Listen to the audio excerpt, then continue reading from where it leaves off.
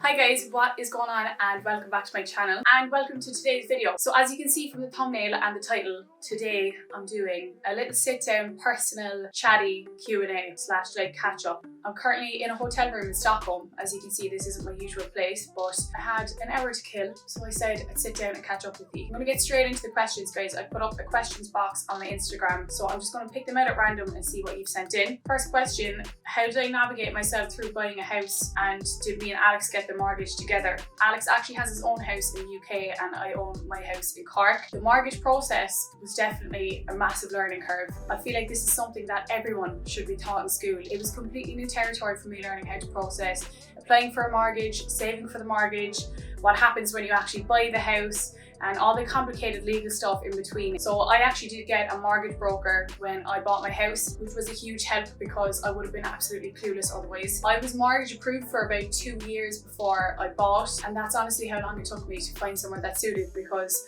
I was buying on my own and I didn't really know what I wanted. I went through so many different phases of thinking I found my perfect place, and then something else pops up or else someone else buys it and you're back to square one. It was obviously a lot of time spent saving, a lot of time spent looking at different places and being absolutely catfished by some houses and apartments. But in my case, I knew I needed a mortgage advisor. I needed someone by my side. The best way to navigate through it really is to do your own research as much as you can. Ask questions to people who have gone through it themselves, and if you can get a mortgage advisor, it's always helpful to have one there by your side too. Next question is: how long should I cut for? So how long should they diet for? There is no one answer to this question. It is not a one size fits all type of scenario when it comes to a fat loss phase. Some people might need 6 weeks, some people might need 6 months. It depends on your starting point, depends on your lifestyle. There's no way that I could give one answer to that question, but my advice is, if you are someone that's going into a fat loss phase, give yourself more time than what you think you need. Because if you find yourself rushing in a fat loss phase, or if you're putting yourself under too much pressure, it can lead to you making drastic changes in your diet, drastic calorie drops, which can obviously then lead to serious complications down the line when it comes to restrictive eating habits, binging and restricting cycles, and just not having a healthy relationship with food. So my general advice is to give yourself more time than what you think you need. Next question: when are you planning on getting engaged? The ball is definitely not in my court for that question. I'm personally not going to propose to someone on a leap year, so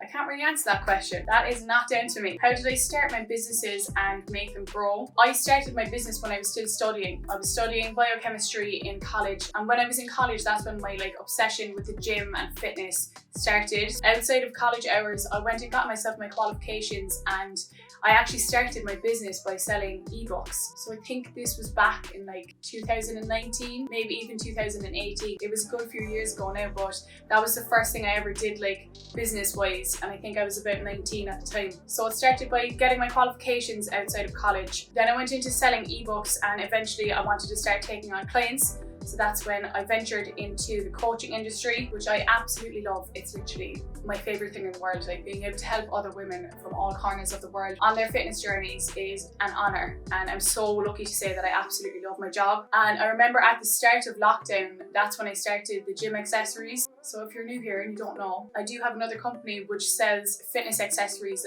lifting accessories for the gym. And I also have some clothing on that site too. Lots more to come from that as well, guys, by the way. Lots in the pipeline for that one. But I started that during lockdown because I remember everyone started working out from home, and I had no equipment at home, and I was like, you know what? I felt like there was a gap in the market for some home lifting equipment that wasn't dumbbells and barbells. So I started off by selling glute bands and different resistant bands to work out with at home. And then as soon as the gyms opened up, I just branched into developing actual lifting accessories for the gym, like belts and knee sleeves, cuffs, grips, and everything else. So that's how it all started. That's kind of the timeline of it. I've been doing this a good few years now, and it is a lot of trial and error. There are so many things to learn with running your own businesses, and there's so much responsibility involved in it. You're constantly growing and learning as you go, and it can get very stressful, but it's also very rewarding when things do work out. And I am definitely not an anti-college type of person. Even though I dropped out and I didn't go back, I absolutely loved my degree. I will most likely in the future, when I have time at some stage, I would love to go back and actually finish that degree, because I learned so much from it. And there were so many things that I learned in biochemistry that I could obviously apply to when I was coaching people too. So there can sometimes be a culture of people who get lucky drop out and then tell everyone else like, oh, college is shit. That's definitely not the mindset that I have. I do think that everyone's journey is different. And there were so many things that I learned from being in college that I applied to my business, like doing shit you don't want to do when you have to do it, being punctual, being organized. Like these are all things that I would have practiced in college that didn't like directly relate to the businesses I run now, but they definitely helped structure me as a human and help me grow as a human in order to, you know, take on bigger challenges as I grow up. Okay, that was an absolute ramble. We're going to move on to the next question. Any plans to travel / move again, or are you settled in Cork? The place I have right now in Cork is perfect for like my current situation. Next month I'll be there for 1 year and it definitely feels like my home. That being said, I don't think it's my forever home. I'm actually certain that it's not my forever home, and I'm not sure where I'm going to be living, to be honest. Like obviously Alex has family in the UK, I have family in Ireland, and I always get the urge and the itch to travel and like live in other places. I don't think I could give you like a solid answer right now as to where I'll settle or what my 5-year plan is. I never actually have a 5-year plan. I think it's like the worst question you could ask anyone. What's your 5-year plan? I'm like, I don't even know what I'm having for dinner. Like, can we relax? Someone asked, do I have any boob job regrets or advice? For any of you that don't know, I had a boob job a good few years ago now. I think I was 20 or 21, 25 now. So I got them done years ago. I personally have absolutely no regrets. I was really happy with how they turned out, and I wanted a more natural look. I didn't want people to look at me and be like, oh my god, she has a boob job. Like I didn't want them to overpower anything else. I just wanted something natural, and I think I achieved that, so I was really happy with that. If I have any advice, it would be to do your research. Like anything else, don't jump into something like that, especially something permanent. Although I know it's not really permanent because you can get them out again, but any form of surgery or anything that's going to alter the way you look, do your research and make sure you're going to somewhere credible, and make sure you give yourself enough time. I'm very lucky that like I never regretted it, and I'm really happy with how they turned out. But looking back now, I do think I was quite young to, you know, make such a big move. And another bit of advice with the boob job, I remember I was in such bad pain. I'm gonna throw it out there. When I got mine done, I went over the muscle, by the way, which is meant to be less painful.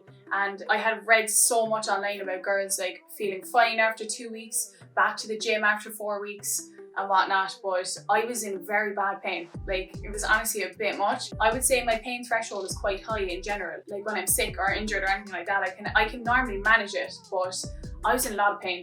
So just be prepared for the recovery. Everyone's recovery is different. Do your research with the aftercare as well, because that's a really important part of it. Someone asked, what is the best diet type for weight loss? The best diet type for you is the one that you can adhere to the easiest. The adherence is what's going to give you the long-term results. So first bit of advice is to not just copy what everyone else is doing. Very individual thing. Like as someone who has coached thousands of women over the years, there is no one diet type that suits everyone. If you're someone who prefers more structure or doesn't have enough knowledge around what types of foods you should be eating, then something like a meal plan might be a better option for you before you go into a less structured way of eating. So learning what foods suit your body, learning about portion control, learning about meal timing, learning about micronutrients and macronutrients. I feel like a lot of that can be done when you do follow a structured meal plan from a coach that you trust. I do have a lot of clients that start off on structured meal plans because they don't feel knowledgeable enough to choose their own foods, and then over a few months they've sort of learned what suits their bodies and what doesn't, and what they should be fueling themselves with, and then from there they fall into tracking their own macros and choosing their own foods, which I do think is quite a flexible way to diet. But yeah, to answer your question, the best diet type is the one that you can adhere to the easiest. Are there any products you recommend for a healthy gut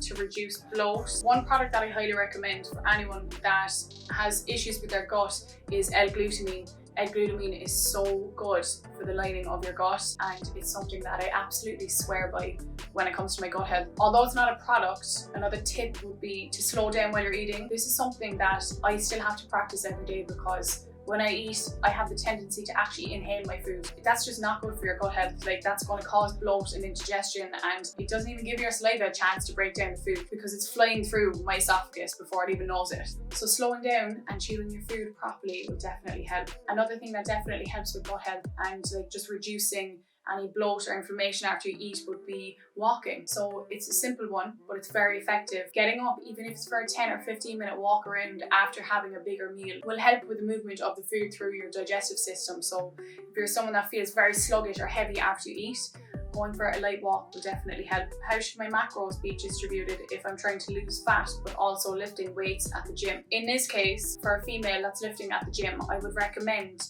normally 0.8 to 1 gram of protein per pound of body weight as a minimum. If you go slightly above that, then there's no harm once it's not like ridiculous, but you definitely want to make sure that you're eating enough protein if you're lifting, just for your overall health and to stay satiated while you're dieting too. When it comes to your fats and carbs, if you're someone that's like really experienced in the gym and you like to get down to the nitty gritty things, then that's fair enough. I would definitely set macro targets for that, but for the general public, even just for myself, I don't track my fats and carbs meticulously every day anymore. Once you're hitting your overall calorie goal and eating enough protein in order to grow and stay satiated, then those are the most important things. I feel like you can play around with your fats and carbs to a certain extent. One thing to be careful of if you aren't tracking your fats though, is if you fall into a very low fat diet, it can negatively impact your hormonal health.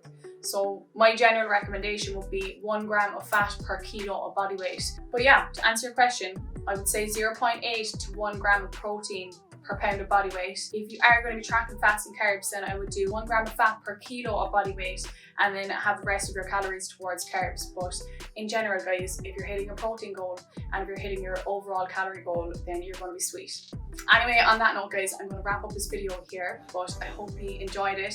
It was great catching up. I feel like now we're going to be fully up to date again going into my future videos. We're all on the same page. Don't forget to like and subscribe, and I will catch you next time.